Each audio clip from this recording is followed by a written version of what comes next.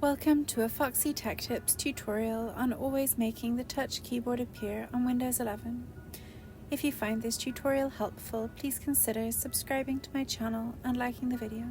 From the Windows 11 desktop, go to the search bar at the bottom, search for Settings and then open them. In Settings, select Time and Language from the left sidebar. From there, select Typing. In Typing Settings, select Touch Keyboard to expand more options. Here in Touch Keyboard Settings, you'll see the option called Show the Touch Keyboard.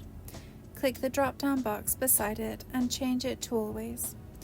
This will make the keyboard always appear when you are using a text box.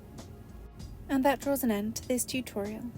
Please like the video if you found it helpful and subscribe to Foxy Tech Tips for more Windows 11 tips and tricks.